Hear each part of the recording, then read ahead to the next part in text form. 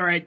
Good morning, good afternoon, colleagues. Thank you for joining us today for this Stat Cafe on climate change and the SEEA. My name is Sokol Vako. I'm one of the lecturers here at the United Nations Statistical Institute for Asia and the Pacific, responsible for our work program on environment statistics. Before we start with today's activities, just one housekeeping item. We would like to encourage all of you to have a lively discussion through the chat. In particular, if you have any questions or comments for our presenters, please feel free to type those into the chat. We'll have some minutes at the end of the presentations to touch on some of the questions that you raise. Before we go to the three presentations that we have scheduled for today, I'll turn over the floor to Ms. Sharma, who's our director here at SEEA, for some opening remark. Ms. Sharma, the floor to you. Thank you, Sokol, and good morning, good afternoon, colleagues. I'm really interested and to really hear all of you, and this is going to be a very, very interesting session.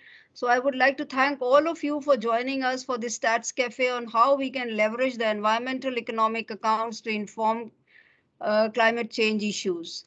We all know that economic activity is a major contributor to climate change, and by burning fossil fuels to run our factories and by converting forests and wetlands to farmlands, human activities result in more and more greenhouse gas emissions.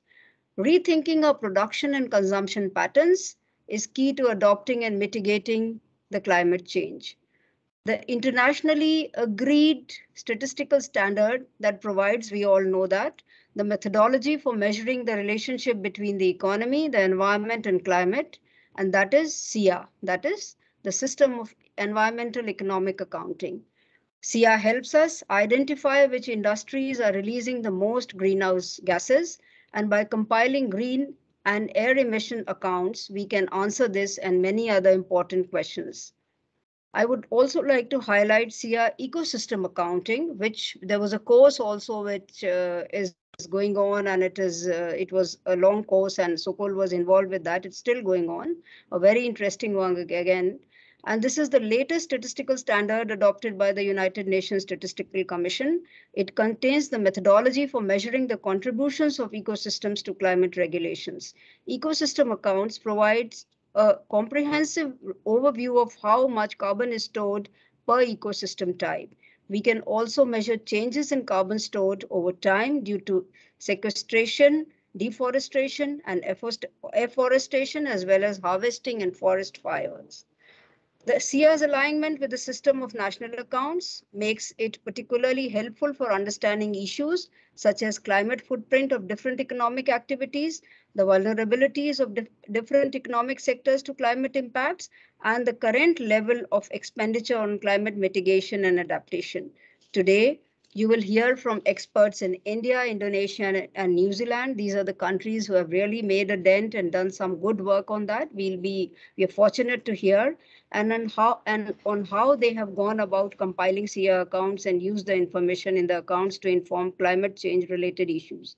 I would like to thank them for joining us today, and I am looking forward to their presentations as well as your discussions on this important topic. So Cole has already said, please type in your questions in the chat, and let's make it a very interesting session, and I'm sure it is going to be one. Thank you so much. Thank you very much, Ms. Sharma, for those opening remarks. Let's move right ahead with our program for today. We'll start with the presentation from Adam in New Zealand. So while Adam puts his presentation and shares his screen, let me quickly introduce him. Adam is a senior analyst in Statistics New Zealand's Environmental Economic Accounting team and leads the strategic and technical development of the Environmental Economic Accounting program there. Having been at Stat New Zealand for over 12 years, Adam has been involved in the development of many macroeconomic and environmental statistics. His current main area of interest is greenhouse gas emissions and how it relates to economic activity for the benefit of joined-up decision-making. Adam is the main methodological lead behind Stats New Zealand's annual, quarterly, and regional greenhouse gas emission statistics, which is something that Adam will touch on in his presentation. Adam, over to you. Thank you very much, Sokol. So I'm going to talk about New Zealand's greenhouse gas emissions accounts that we've been producing for a few years now. So thank you all for coming today. I hope you find this of interest. Before I get into it, I just want to make sure people have a good comprehension about what the SEEA is and what it really tries to do. So the SEEA is really about trying to join up environmental and economic statistics into one coherent framework. So you may know environmental data, such as greenhouse gas emissions over the territory, produced by greenhouse gas inventories. The national accounts, it leads to figures such as gross domestic product, employment stats, and etc. The SEEA tries to bring those two things together and tries to look at, well, what's happening with emissions and what's happening with the economy on a comparable basis.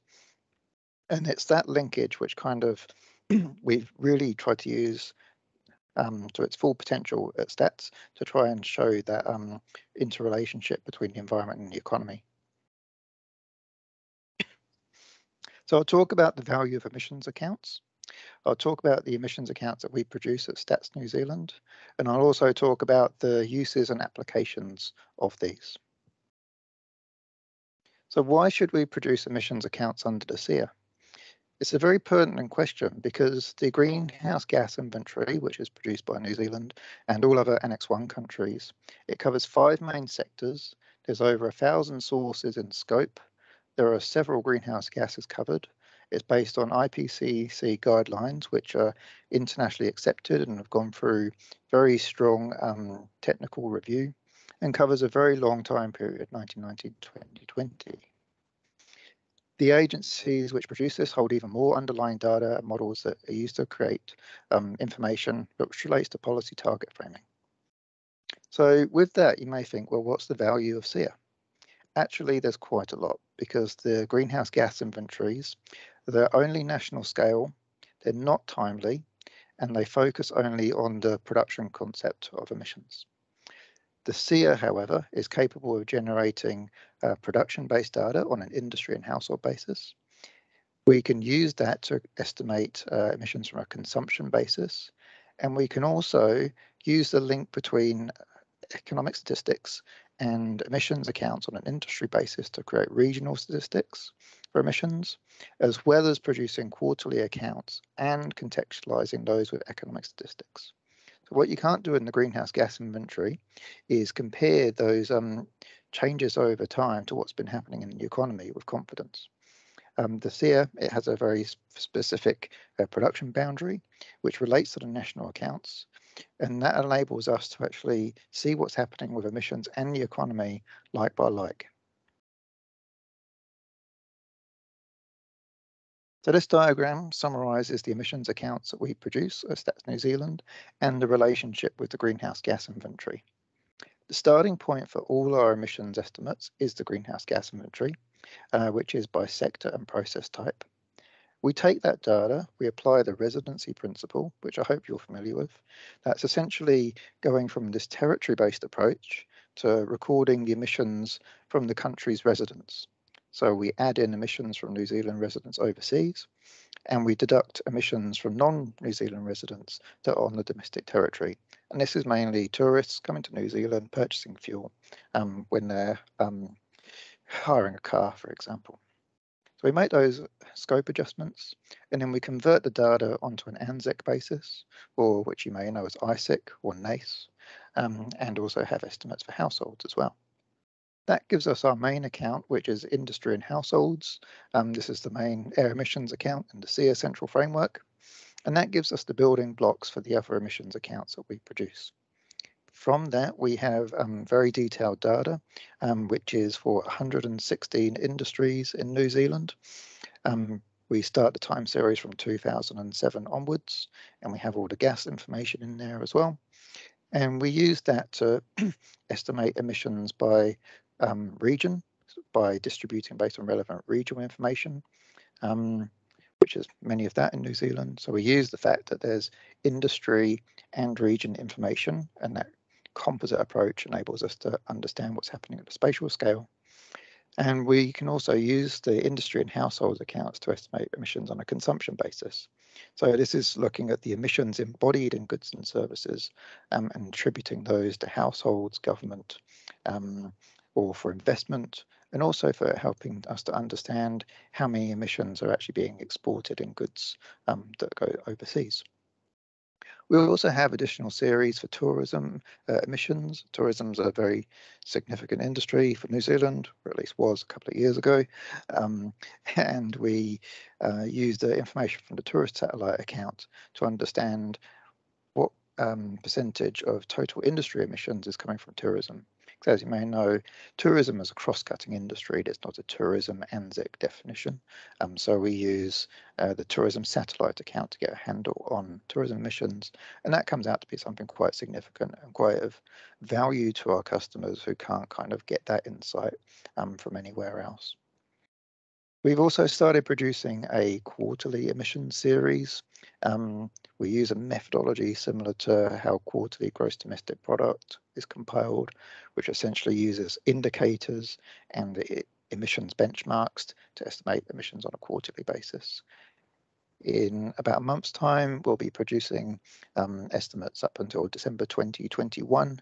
And so this is essentially a whole year ahead of what the greenhouse gas inventory is currently providing. And then later on in the year, we'll have data which is basically 18 months ahead of what you would get in the greenhouse gas inventory.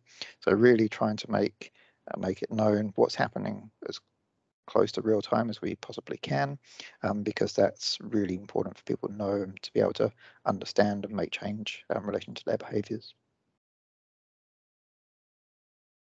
So as you may have gathered from that slide, you may have seen that the emissions accounts are very linked. The industry and households account is the base in which we can estimate regional, quarterly and consumption emissions.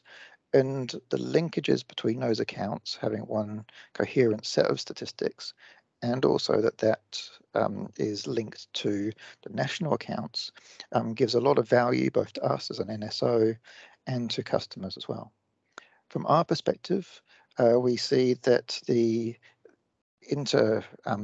relationship between the accounts, we can use that to help validate the emissions estimates that we produce.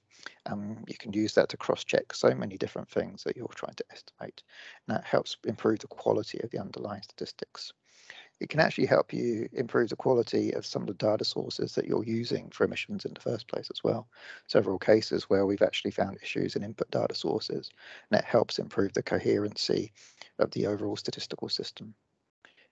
From the customer perspective, which is obviously the more important perspective, the integration of economic and environmental data helps us to generate emissions accounts that would be otherwise unobtainable. We can't see in the greenhouse gas inventory the contribution of tourism nor the spatial scale, but we can see this using the SEEA.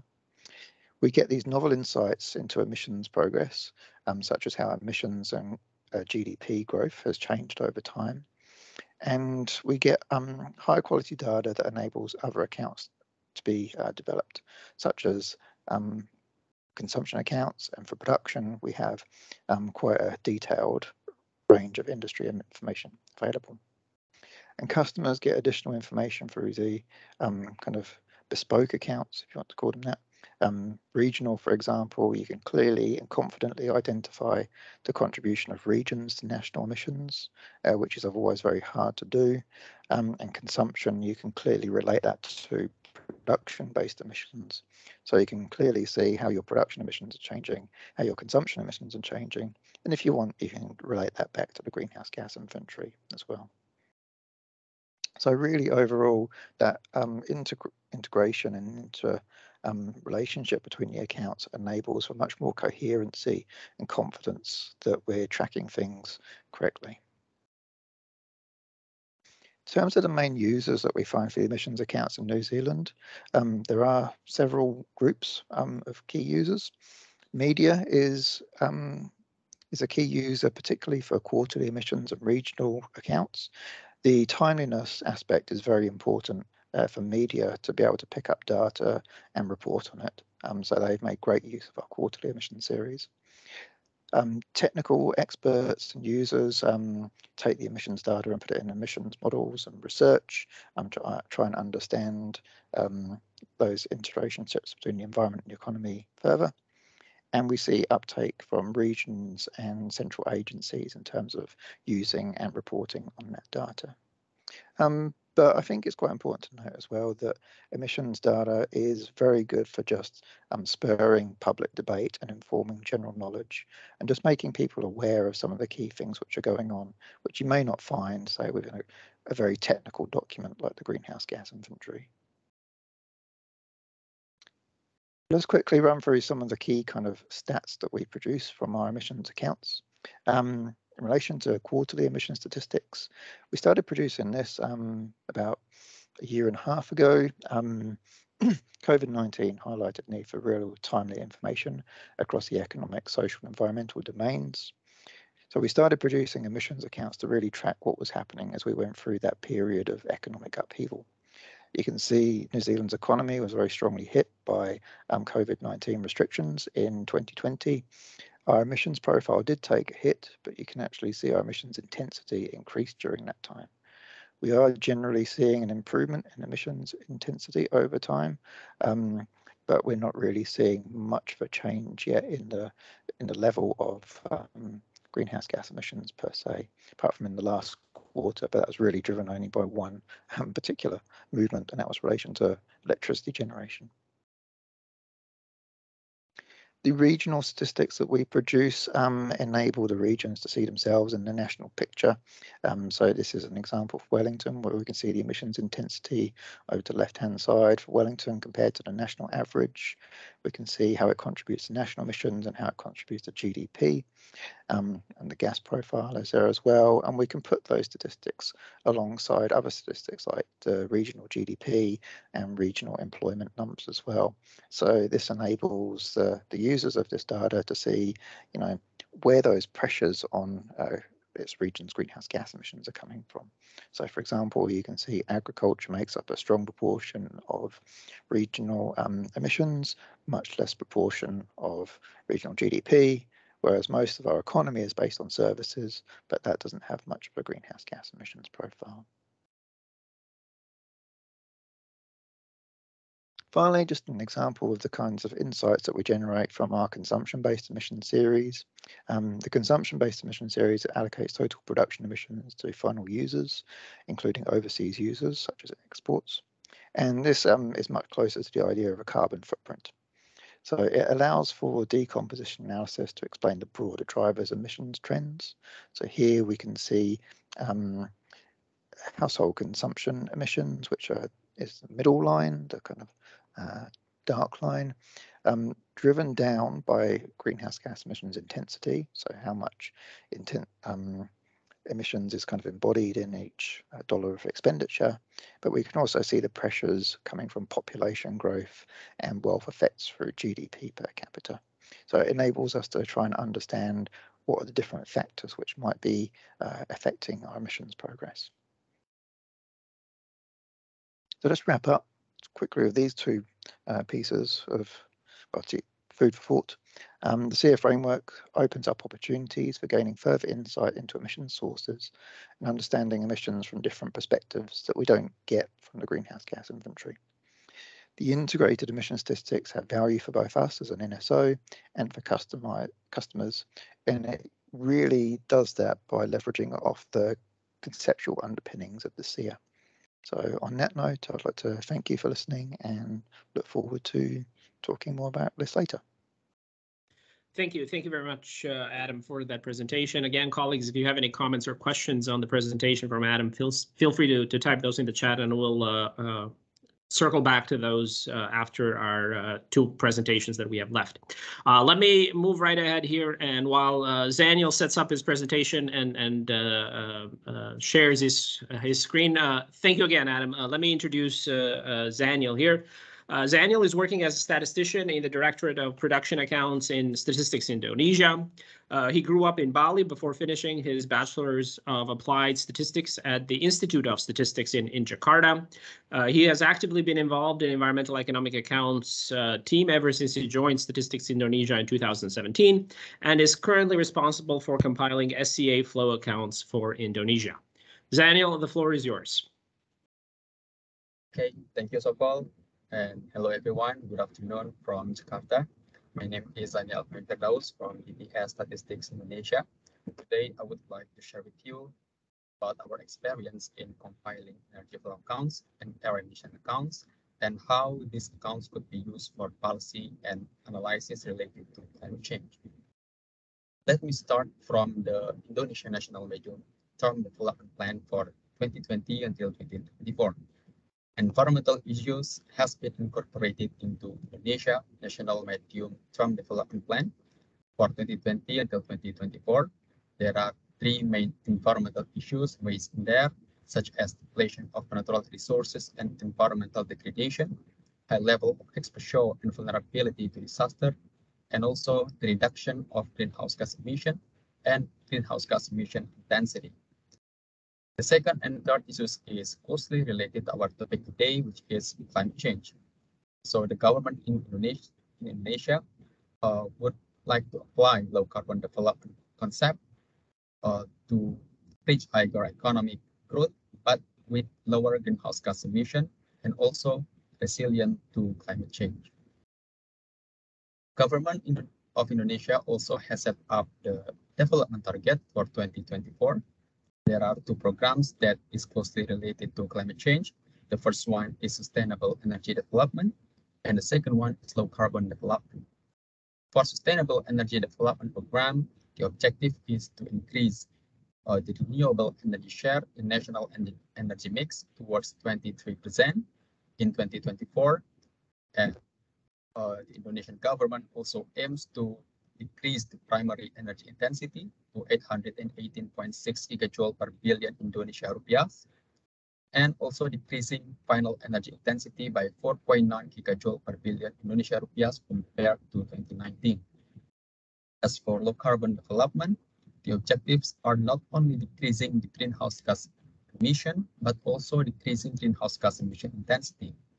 The government targeting the decrease in greenhouse gas emission by 27.3% compared to baseline, and decreasing also the greenhouse gas emission intensity by 31.6% compared to baseline. We also set the target for the reduction of greenhouse gas emission compared to baseline by sector.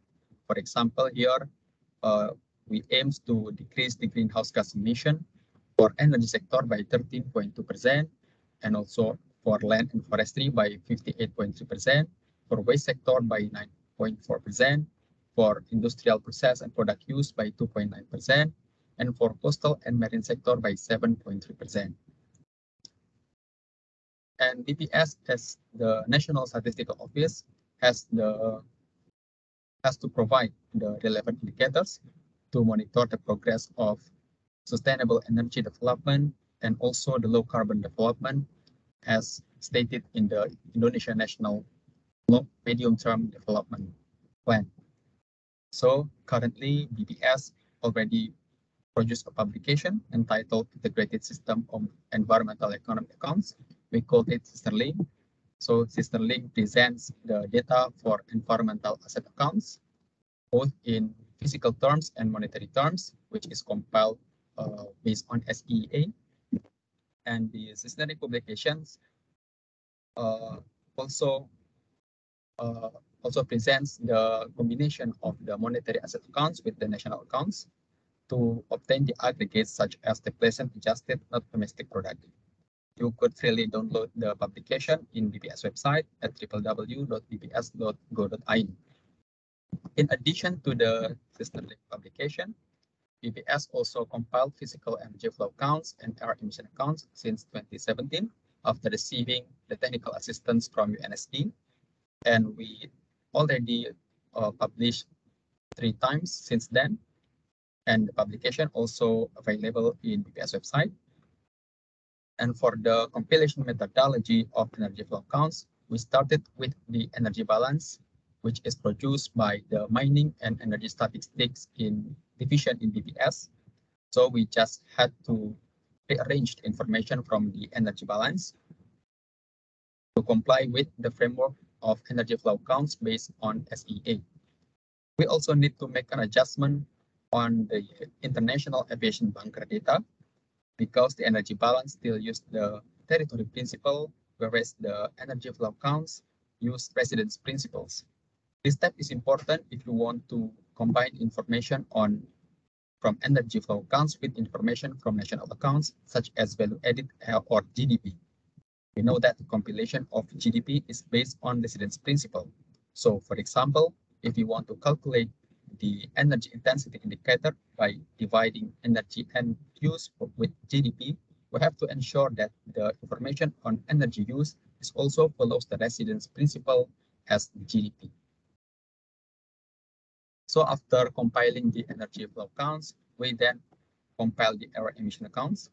Error emission accounts consist of energy-related error emission and also non-energy related error emission. Currently, BBS error emission accounts only cover the energy-related error emission. We calculated it by multiplying emission relevant use with the emission factor for each type of energy product. For non-energy related emission, we are planning to use the information from greenhouse gas inventory and then also adjust for the residence principle. But we still need to further coordinate with the related ministries to assess the condition of greenhouse gas inventory data in yearly basis. After we compile the energy flow counts and error emission accounts, we could use these accounts to derive some SDGs indicators. From energy flow counts, we could derive SDGs indicator for Goal 7, such as renewable energy share in the total final energy consumption, and also energy intensity. And from the air emission accounts, we could derive the SDGs indicator for Goal 9, such as carbon dioxide emission per unit value added. You could see the two indicators from energy flow counts related to Goal 7 SDGs. The first one is renewable energy share in the total final energy consumption. This indicator shows us the proportion of final energy consumption which is obtained or derived from renewable energy resources. In the future, we could see that the renewable energy share in Indonesia final energy consumption in 2019 is around 14.89%, which mainly sourced from biomass-based renewable energy. The increase of renewable energy share in 2019 also caused by the increase in the use of renewable energy from biomass. On the right side of the slide, you could see information on energy intensity in Indonesia from 2015 until 2019. Energy intensity indicates how much energy is needed to produce 1 unit GDP. The higher energy intensity indicates that the industry is less efficient in using the energy for the production process. So the lower energy intensity is relatively better. From the figure, we could see that the energy intensity in Indonesia increased from 383.5 gigajoule per billion Indonesia rupiahs to 409.3 gigajoule per billion Indonesia rupiahs in 2019. It means that the use of energy in Indonesia for production process becomes less efficient. And then from air emission accounts, we could derive an indicator for Goal 9 SDGs, which is carbon dioxide emission per unit value added. However, because right now BPS air emission accounts only cover energy-related greenhouse gas emission, so the indicators that you see in the slide just cover energy-related carbon dioxide emission. Here we could see that during 2015 until 2019, the energy-related carbon dioxide emission in Indonesia had increased over time. In 2019, the energy-related carbon dioxide emission released by all industries to atmosphere was almost 600 billion tons carbon dioxide. And then if we look at the right side of the slide, we have also the energy-related carbon dioxide emission intensity. And in 2019, the energy-related carbon dioxide emission intensity for the total industries in Indonesia was 56.63 tons carbon dioxide.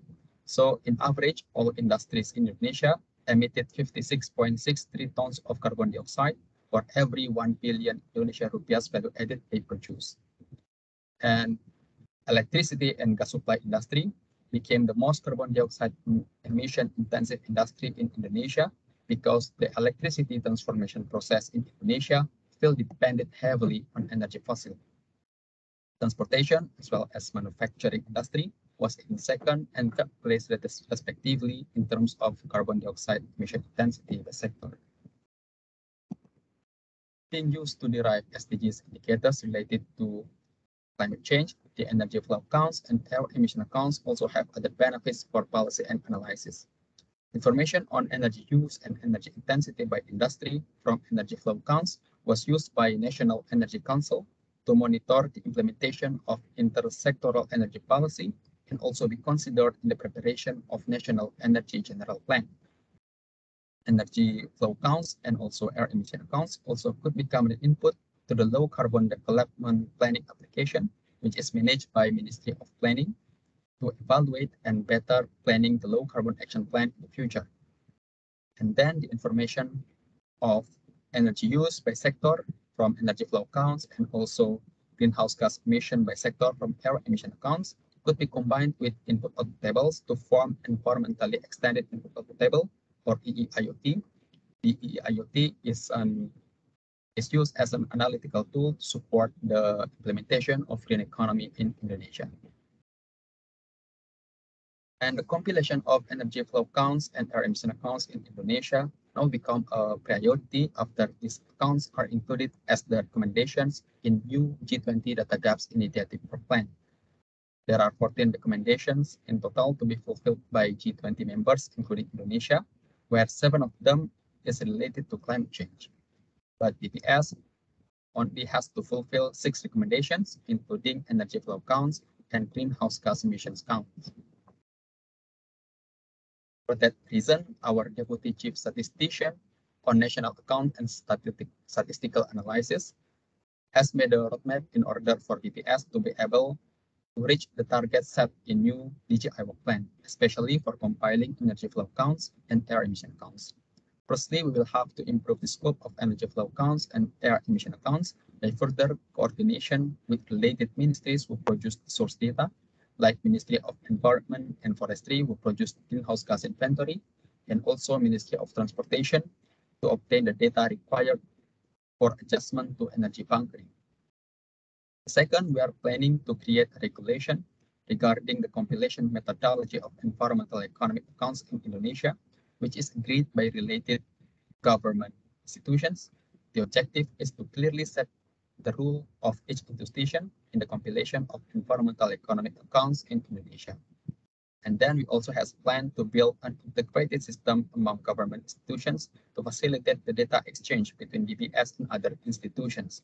In the system, the institution who provide the source data could input the data to the system, then BPS will compile the accounts, and after that, BPS also input the accounts that already compiled to the system so that other institutions, including Ministry of Planning, could use the accounts as a basis for low carbon development program. That's all that I could share regarding the compilation of energy flow accounts and air emission accounts in Indonesia to support climate change related policy and analysis. I hope it can be useful for you, and I apologize for the mistake and any shortcoming during my presentation. Thank you for your kind attention, and I'm giving the floor back to Sokol. Thank you. Thank you very much, Zaniel, for that excellent presentation and sharing with us the approach that Indonesia has taken. I know you and I have worked on some of these things for the past 5-6 years, so it's excellent to see all the progress that's been made and the use for the accounts, in particular for the DG initiative, DGI initiative from the G20. So the first 2 presentations we focused on what are part of the SEEA Central Framework accounts, where we are more concerned with particular resources, and you heard from both Adam and Zaniel on basically energy and air emission accounts, and how to use those for the compilation of the accounts and indicators and policy applications as well. Now we'll switch gears a little bit and talk about ecosystem accounts and how those can be used for climate change related issues. And it is my pleasure to welcome Sudipta Ghosh from India. She already has a presentation up, so let me quickly introduce her before turning the floor over. Sudipta is currently holding the post of Joint Director in the Social Statistics Division of the National Statistical Office, Ministry of Statistics and Program Implementation in the Government of India. In this capacity, she's responsible for the compilation of environment statistics and environment accounts in India, following the framework for the development of environment statistics and the system of environmental economic accounts. She's actively involved in the work related to the implementation of the SEEA in India. Prior to joining the Social Statistics Division, she has worked in the National Accounts Division of the National Statistical Office, of the same ministry in the Government of India. So without further ado, let me turn over the floor to Sudipta for her presentation. Thank you, Sokol, and thank you for the wonderful presentations by New Zealand and Indonesia. Very good morning to all of you. Before starting with the presentation, I would like to mention that I, along with my senior colleague, Mr. Rakesh Kumar Maurya, Deputy Director General, is also will be representing NSO India. Now, the work related to environment measurement and accounting is done by NSO India while taking data from various source ministries and agencies. And the policies related matters pertaining to the environment is taken up by Ministry of Environment, Forest and Climate Change in India. So there's a high degree of coordination between the different ministries as far as environment matters related to environment are concerned. Next slide, please. Yeah, so this slide presents a quick glimpse of the different environment statistics and climate change statistics that we have produced till date. So NSO India has been producing compendium of environment statistics in India following the FDS Framework for Development of Environment Statistics 1984 framework, and 16 issues have been published since 1997. Later on, with the growing awareness of the various long-term and short-term impacts of climate change and with the release of the National Action Plan for Climate Change, another publication was initiated, which was titled as Statistics Related to Climate Change in India, following the DPSR framework. Now, 2 publications were published for the climate change statistics. Later on, with the release of FDS 2013, these 2 publications were merged together and a new publication started, which was named as NVStats India 2018, following the FDS 2013 framework, and which was compatible with DPISR framework. So we have released 5 issues of the publication since 2018. Next slide.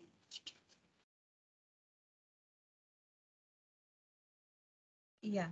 So as far as environment accounts are concerned, following the system of environment economics accounts, India adopted the SEEA framework in 2018, and since then has been regularly publishing ecosystem accounts on several selected ecosystems.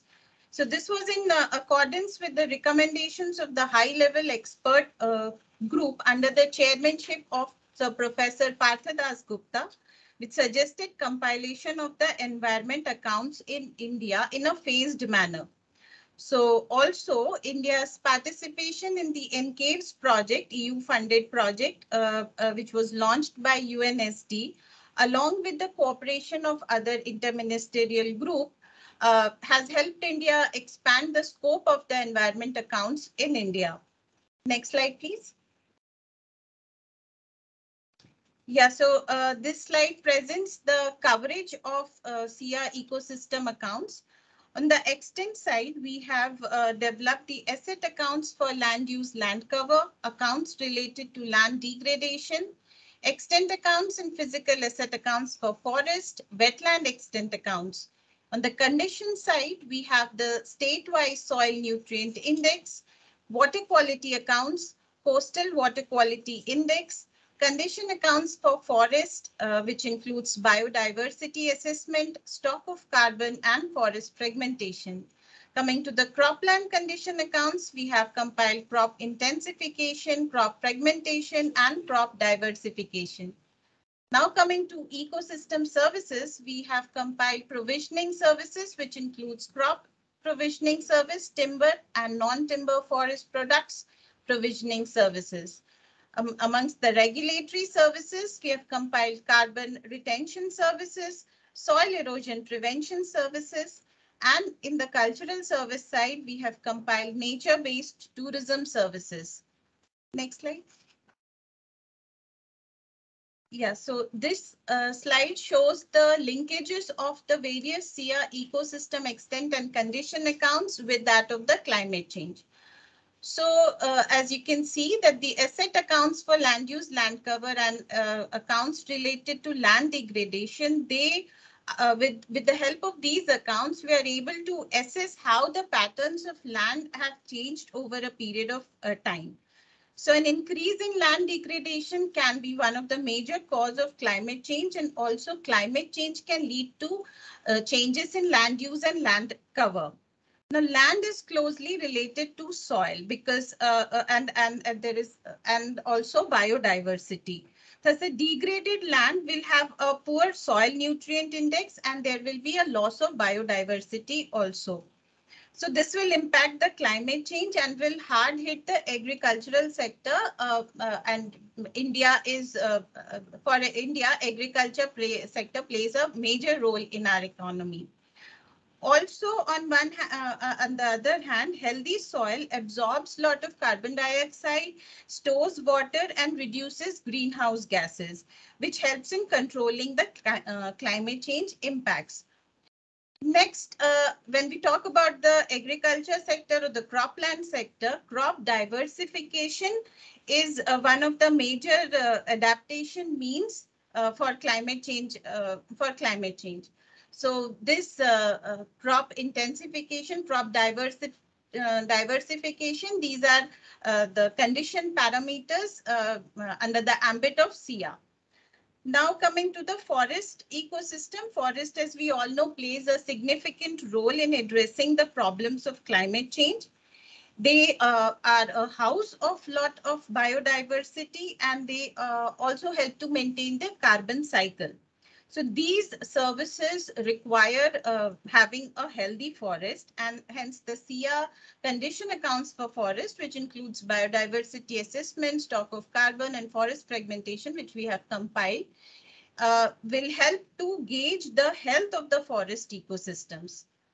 Now coming to the wetland ecosystem, wetland supports biodiversity and stores a lot of greenhouse gases. Knowing about the extent and condition are essential to monitor these wetlands. Also, a healthy wetland will be a source of good quality of water. Now coming to water, India has the presence of both the inland water and marine water.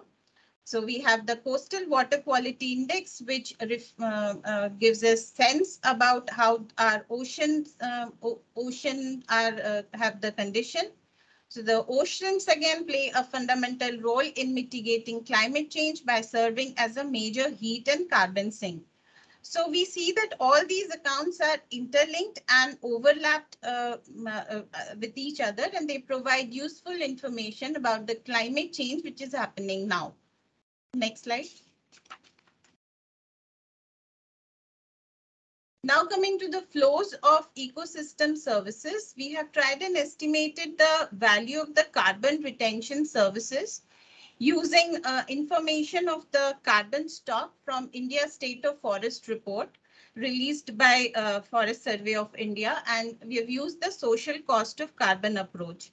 Now, this is an important indicator as far as climate change is concerned, because forests are actually responsible for storing huge amount of carbon within itself. And in the absence of these forests, these huge amount of carbon would escape from the escape into the atmosphere and create a disbalance in the carbon cycle. So basically, the central idea is to make the policymakers realize that forests are important and their management is crucial for climate regulation.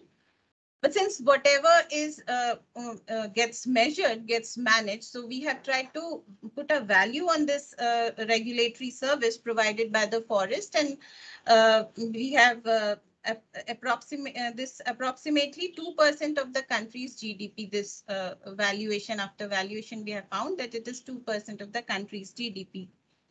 Now, this estimate stresses on one of the India's post-2020 climate goal, which is to create an additional carbon sink of 2.5 to 3 billion tons of CO2 equivalent through additional forest and tree cover by 2030. And Ministry of Environment, Forest and Climate Change have also announced two major schemes, which is National Afforestation Program and Eco Development Forces Scheme. So we see that at the base, we have the SEEA accounts, which helps to inform about the climate change and which enables the policy makers to take necessary actions in this direction. Next. Yeah, so these are some of the other SEEA ecosystem accounts which we have compiled.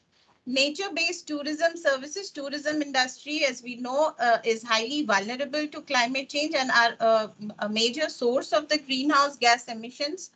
Also, the climate disasters caused by climate change hampers the tourism and the nature-based tourism services.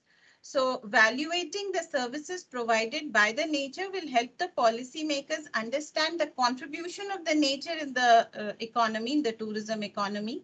And recently, Ministry of Tourism has come up with a document, National Strategy and Roadmap for Sustainable Tourism. So the ministry is working to provide policy mechanisms to guide the industry towards sustainable use of resources and mitigating the negative impacts of environment on the society. Coming to the next service, that is soil erosion prevention service provided by the croplands. Now, this service is important because they support biodiversity and soil health, which is again closely linked with the climate change. Also, unchecked climate change can worsen soil erosion. So then again, coming to the next aspect, that is biodiversity.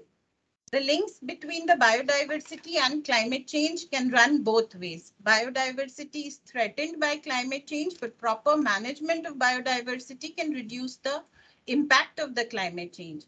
So again, Ministry of Environment, Forest and Climate Change have taken a number of initiatives on improving the biodiversity of the country, such as declaration of the eco-sensitive zones, initiation of the Project Lion and Project Dolphin, and then action plan for the vulture conservation in India, artificial conservation, breeding of great Indian bustard, enhancement of the protected area network in the country. So we see that, again, the Project Dolphin, which I was talking about, will create an awareness about the conservation of the dolphins and also promote the dolphin tourism. Again, this conservation will help in mitigation of the pollution in the rivers and in the oceans where these dolphins are there. So this is like a kind of each accounts are embedded within each other. There's a lot of overlapping. And the basic aim is to aid the policymaker, facilitate the policymakers for development of plans and policies, which will help us move forward towards a sustainable future. Now, next. Yeah, next. So NSO India. Yeah, so we have developed a lot of number of SEEA ecosystem accounts, but there is a huge scope of further expansion, and we are constantly striving for that. So NSO India has released the strategy document for environment economic accounting, where we have provided a roadmap on a number of areas on which we are going to work for the next couple of years. So some of these areas are the material flow accounts, of which the waste accounts is a part. and which has close connections with the climate change. The amount of waste entering into the environment is one of the prime cause of climate change. Then we have the ocean accounts. India has joined the Global Ocean Accounts Partnership, and we all know that ocean health is getting deteriorated due to climate change. And ocean condition parameters such as temperature, sea level directly points about the climate change impacts in the country. Then we have the energy accounts. Energy supply and use table provide useful information of about the climate change. And energy from renewable resources and how the total energy supply and how they are used. So in the post-2020 climate goals, India aims to reduce the emission intensity of its GDP by 33 to 35% from 2030 to by 2030. So under these situations, compilation of the energy accounts will help in providing information, useful information about the climate change. Then we have the accounts for biodiversity. Climate change, as already discussed, impacts biodiversity and vice versa. Then we have the urban accounts. Climate change heavily impacts the lives of the urban areas. Also, population density has a negative impact on the climate change. So we see that not only the accounts which we have developed so far, but the accounts which we plan to develop in the next few years are all related to climate change. So there's a close connection between the SEEA accounts and the climate change. Thank you. That is all from my side. Thank you. Excellent. Thank you. Thank you very much, Sudipta. And I think that broadened the scope, hopefully, for everybody to see that we're not talking just about air emissions and energy accounts from the central framework perspective, but also some of these ecosystem accounts, which open up a new broad area of analysis that can be done. Maybe we can do one round of questions here, and in the 10 minutes or so that we have left. Adam, I think for you, I think what struck out at me was the relationship that you mentioned with the media and also the timeliness of the information that you have. I was just wondering if you can talk a little bit about, one, whether there has been any pushback from the media about clarifications between the greenhouse gas emissions as compiled for the inventories versus the accounts, and what sort of education to the media you might have had to do, or training, or you know, what have you done in order to facilitate basically the understanding of the media? And the second question that I thought of was, you know, in many countries the emission inventories are a source for the emission accounts. But for you guys, it's the other way around, because you, as you mentioned, you publish the accounts earlier than inventories. Has the relationship switched? Do the inventory folks rely on your accounts for some of their data? Yep, happy to talk to those. So yes, the point about the inventory and the SEEA estimates being different is definitely one which is top of our mind and is also picked up by the media as well. So we do have to help clarify things for them and help make sure that they know exactly how to kind of explain it. So we do try and forge close relationships with the media when they're explaining that. So you can see in the media presentations that they do sometimes say, but it's slightly different from the targets, because we don't want the SEEA estimates to be confused with those which are used for national emissions targets, because they are different. So we do try to make sure that that's reflected in that. So yeah, that is an ongoing piece of work.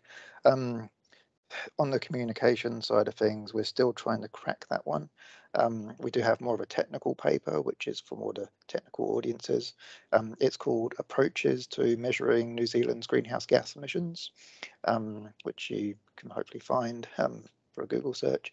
But that kind of outlines the relationships between production and consumption emissions and with the inventory, geared at trying to enhance that understanding. But yeah, there's more work to be done on really that link between the inventory and SEEA. So in relation to the question about our accounts coming out before the inventory, so I guess there's two elements here. One is that we kind of are able to use the forward estimate from the quarterly accounts to see how well it predicts the inventory. So say, for example, we already had an estimate for 2020. Earlier this year, the greenhouse gas inventory came out with its 2020 estimates in April. We were able to then reverse calculate what the kind of comparable inventory estimate was, then see how closely it aligned to the inventory. That's really good for us for seeing how well the models were performing and how closely they were aligned. But it also helps us because we provide a different cut of our quarterly estimates, which is on a sector basis, as per the greenhouse gas inventory sectors, back to the Environment Ministry for their analysis, so they can kind of see how it's tracking on that more timely basis as well. So they don't have it in their systems and projections and that just yet, but it is a subject under active discussion around how that could be used for their decision making, because obviously they have that lag of information.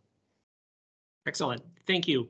I think maybe the next question, Daniel, you can touch on these two, because I think you mentioned them during our presentation. So maybe expand a little bit. One from Virginia in the Philippines. How often are you updating the accounts in Indonesia? And then maybe you can talk a little bit more about the differences in methodology between the IPCC and the SEEA. I know you mentioned them in your presentation, and Adam did as well. But any additional details would be useful and welcomed.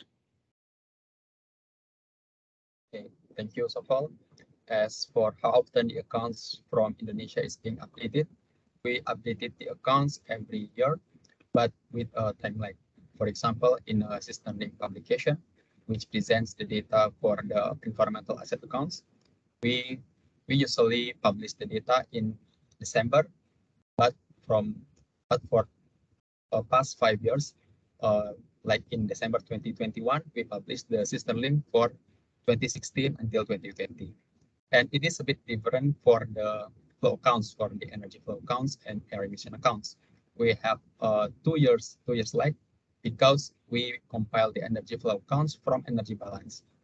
And so we need to wait the energy balance from the other division in DBS. They have a 1 year lag, one year lag. So after that, we are able to compile the energy flow accounts. So the lag is 2 years. For example, in December 2021, we published the energy flow accounts and air emission accounts, but for the 2015 until 2019. As for the IPCC methodology for emission inventories, we just need to, yes, we use the emission inventories also for the estimates in the greenhouse gas emission, but we still need to rearrange the information from the greenhouse gas inventory by the industry and household using the supply and use table, and also to adjust the residence principle so that the information from the air emission accounts and also the energy flow accounts could be combined with the national accounts for the same, by using the same principle, that is the residence principle. Okay, that's all. Yep, excellent. Thank you. Thank you very much. And I think there is a lot of literature out there as well on this topic. So thank you both, Adam and Daniel, for clarifying that. The next question is about the ecosystem accounts. A couple of questions here for you. One is more on the institutional side. So which departments were closely involved in India in the development of the strategy from 2022 to 26? This is the last slide I think you were presenting there, Sudipta. And then related to some of the discussions on the various accounts, how do you distinguish land degradation that is caused by climate change versus other human activities? Yeah, so regarding the strategy, we have this interministerial group, which includes Ministry of Environment, Forest, Ministry of Agriculture, all the prime ministries which are involved, which provides us with the relevant data materials. So NRSC, Ministry of Earth Science, and several others. We have around 17 to 18 ministries. So when we drafted the strategy, we had circulated these document to these ministries for getting their comments.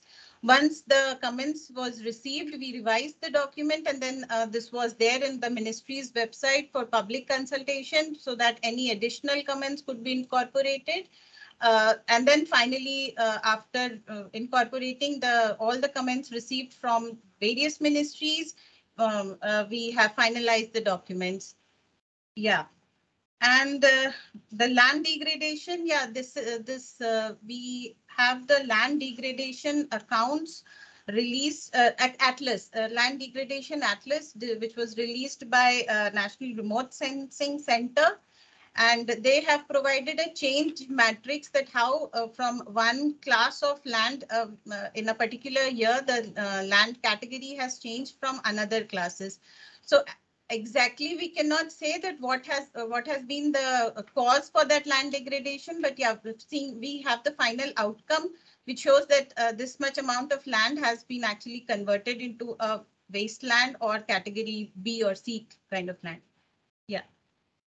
Excellent. Thank you very much, all three of you. I think we're coming at the top of the hour here, so our time together is almost over. I would like to take maybe another 3-4 minutes to just go around to see if you had any closing remarks. Maybe we'll start from you, Sudipta, if you had a 1 minute sort of last closing remark that you would like to share with us today. Yeah, so as I mentioned that we require data which are sourced from various ministries, and various ministries have their own set of mandates for collection of the data. So it is very important that we educate them about the SEEA framework so that they get to know its importance and its relevance. Like if we talk about GDP, that is also sourced from multiple agencies, but people are aware of that. Okay, we require data for GDP, fine, they'll provide. But SEEA, I think it is still in the process, it is evolving. So educating them at the various line ministries level, as well as being a federal setup in India down to the subnational level, both of it is important. Yeah, thank you. Excellent. Thank you. Thank you for that important remark. Zaniel. Yes, as I already explained in the presentation, that the energy flow counts and also the area usage counts have a significant role also in providing the relevant indicators for the targets in the Indonesian National Medium-Term Development Plan. So the collaboration between DBS as the NSO with the other government institution is very important to build, as it is our mutual concern to the Indonesian development. So we need to closely collaborate for the environmental economic accounting in Indonesia to provide the data required for the government. That's all. Excellent. Thank you. Thank you very much, Daniel. Adam, closing remark from you as well, please. Yep. I think I'd just like to say that the emissions accounts that we've been producing for the last few years have really helped Stats New Zealand to get SEEA up and running in this country. It's really pushed forward the SEEA agenda here. And we've really been able to use it to good potential to really get a lot more understanding of New Zealand's emissions profile than we had beforehand. So the SEEA framework is really advantageous in really pulling out those insights which we didn't have before then. So if the people are interested in compiling emissions accounts, it's a very fruitful avenue to explore. But I think, as just mentioned, the communications issues are very important, and we're definitely working on those. And yeah, if anyone else has great ideas of how to really make those ideas nice and simple for people, we'd be really happy to work with you to get those really crisp, clear messages out there so people can make the best use of this data. Excellent. Thank you. Thank you very much, Adam, Zaniel, and Sudipta as well for joining us today on this important topic and this presentations and sharing the experience from the three countries on both the SEEA Central Framework type of accounts and then the SEEA ecosystem accounting. All of these things are obviously linked together and provide an overall good understanding of what is going on in the relationship between the economy, climate, and the environment as well. before we wrap things up here, colleagues, just a couple of additional resources that I would like to share from my side. 30 seconds here on some of the resources that are available to you so that you can work a little bit more in this space if you're interested. We have many self-paced courses here at SEEA, including some on climate change indicators and energy accounts. So if you're interested to check those out, to get a better understanding of how the SEA can support climate change information. We will be running a facilitated course on SEEA Central Framework that starts in August.